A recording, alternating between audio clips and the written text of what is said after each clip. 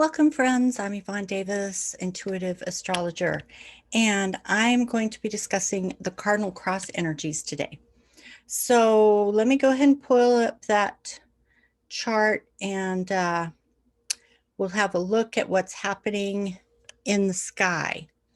So this is a chart for November 18th.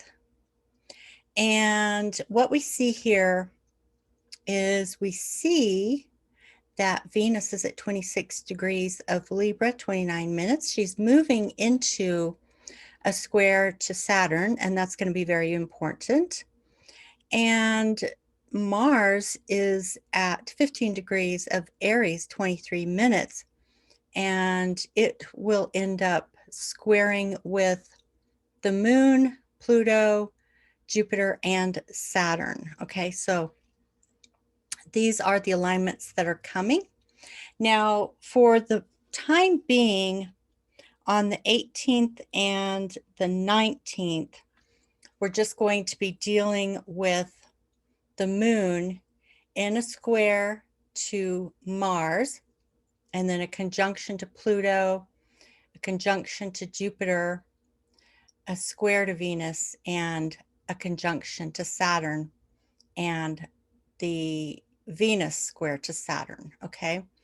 Now, the Mars square won't come into effect until later. So we will save that for another occasion. But you can just keep that in mind because it's still important part of understanding these cardinal cross energies, okay?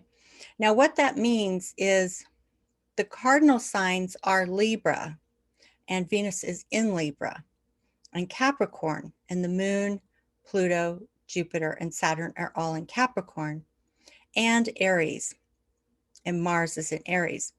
Now, some of this energy is extremely strong and intense because Mars rules Aries, so it's in its own sign. So it's like the energy is double. And Venus rules Libra, and she's in her own sign, so that energy is also magnified.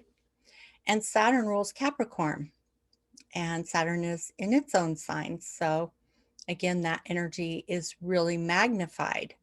3 signs in their own domicile, okay? Meaning the sign that they rule.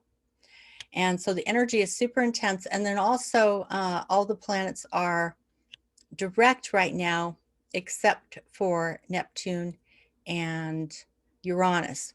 They're outer planets. So we might notice that energy shift when that happens, when they go direct, but that's later in the year and in early 2021. So we're not going to talk about that right now.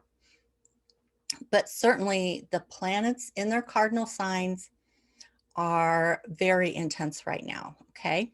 Very powerful. All right, so let's talk a little more in depth about what that means. So the moon is the emotions and subconscious, could sometimes represent a person in your life, but just speaking about you yourself as you're watching this, this would refer to your emotions and possibly your subconscious, because it's not a mental thing, okay? It goes deeper than that. And when it conjoins Pluto, Pluto is the planet of intensity. Pluto is literally the planet that rules the underworld, which means it rules your subconscious. So when you get the moon and Pluto together, there is this super intense energy that sometimes can cause a person to be reactive without even understanding why, because it's speaking from the subconscious. And it may be triggering something from the subconscious, okay? So you want to be aware of that if you do get triggered by anything. And the fact that Jupiter is still in its conjunction to Pluto, and the moon is going to move right in the mix, Jupiter magnifies everything. So Jupiter is even going to magnify that. But there can be benefits if you can notice what's coming up from you from your subconscious. If there's something that's triggering you, or just really like you can feel it there, begging for attention, something that's begging for attention, and you can pay attention to it, you can actually get a lot of illumination and consciousness growth from that. And so, so that's what's in effect right now. And then when you add in the Venus square, she's already passed her square to Pluto and Jupiter, but she will make a square with the moon when the moon gets closer to Saturn. And so again, the moon is your emotions, your subconscious. So if you can work with these energies, you could possibly get some awareness about something in your subconscious. And that could be virtually anything. But when you're looking at Venus square to Saturn, Venus represents the things that matter to us, the things that we value. It can be relationships, or it can be material wealth, beauty, art, anything of value, anything that you value, anything that matters to you, that you love, that you're passionate about, that you desire. Those are all the things represented by Venus. So, you know, even though she has passed her square to Pluto, I think especially because the moon is moving through, it's going to pull that energy through. So I think that the feelings you might have might be fairly intense, okay? Like this is the stuff that really matters to you a lot, you know? And maybe you've pushed aside those feelings for too long. Maybe you really need to start giving them some attention. But when it makes a square to Saturn, it's asking something of you. Saturn is the taskmaster. Saturn demands a kind of payment in order to receive the reward. And that payment is usually something related to discipline, hard work, duty, responsibility, commitment. So if you take this thing that represented by Venus in the squares to the moon, Pluto, and Jupiter in Capricorn, this is probably, it could be a relationship with Venus in Libra. And also it depends on how it's landing in your chart.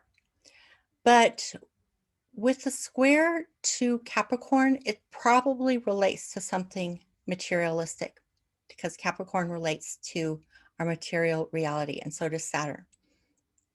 And so basically, Saturn is saying, if there's something that really matters to you, that you value tremendously, then do the hard work, okay? Discipline yourself, commit yourself to it. Integrate that energy of discipline and hard work and commitment. And when you do that, when you mix that with what you really are passionate about, you can be extremely successful, okay? And you can have the thing that you want. But you have to have awareness.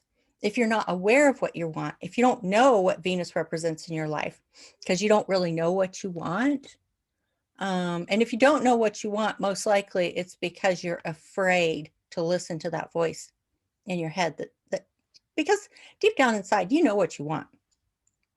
In your subconscious, you definitely know what you want. But sometimes it's hard to bring it up into your conscious mind if you're afraid of rejection or failure, you know, like wanting something and acknowledging that you want something that it really, really matters to you. It opens you up in a vulnerable way, because what if you don't get it, you know? What if you get rejected? What if you fail to achieve that goal or that desire? Then there's pain. And so sometimes the fear of that shuts us down, then we can't hear that inner voice that tells us what we want. And so I'm saying, if you want to make the best of this energy and integrate the power of this cardinal cross, you have to be willing to listen deeply to what it is that you really want and what really matters to you, okay? And then find a way to weave that together with your daily discipline and your daily hard work and make it happen, okay? That's the lesson in these cardinal cross energies. All right, so that's it for today. I hope that was helpful. If you have any questions, feel free to leave them in the comments below this video. And I look forward to seeing you in the next video, and I'll talk to you soon. Bye-bye.